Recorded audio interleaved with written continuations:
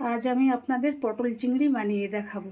পটল আলু কেটে নিয়েছি, চিংড়ি মাছ নিয়েছি, পেঁয়াজ আধ বাটা করে নিয়েছি, টমেটো নিয়েছি, আর একটু চার মগজ পোস্ত বেটে নিয়েছি, আদা রসুন বেটে নিয়েছি, আর জিরে গুঁড়ো, ধনে গুঁড়ো, লঙ্কা গুঁড়ো নিয়েছি। একটা কড়াই বসিয়ে দিয়েছি, কড়াইতে সাদা তেল দিয়ে দিচ্ছি। এবার আমি পটল আলুগুলো ভেজে নিচ্ছি। পটল আলু আমার ভাজা হয়ে গেছে। এবার চিংড়ি মাছে নুন হলুদ মাখিয়ে আমি ভেজে নিচ্ছি।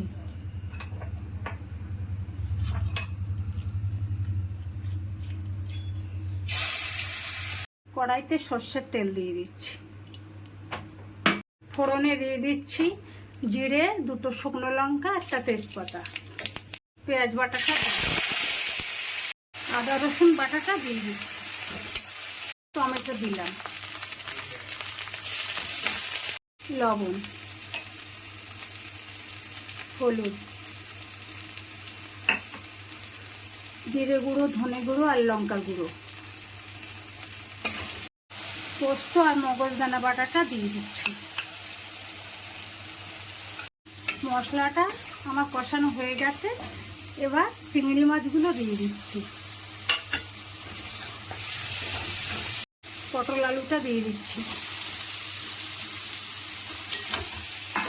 সামান্য জল দিয়ে কষিয়ে নেব। পটল আলুটা আমার কষানো হয়ে গেছে।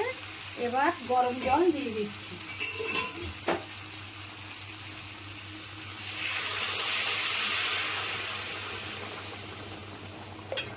এবার ঢাকা দিয়ে দিচ্ছি, কিছুক্ষণ হতে দেব। ঢাকনাটা তুলে নিলাম।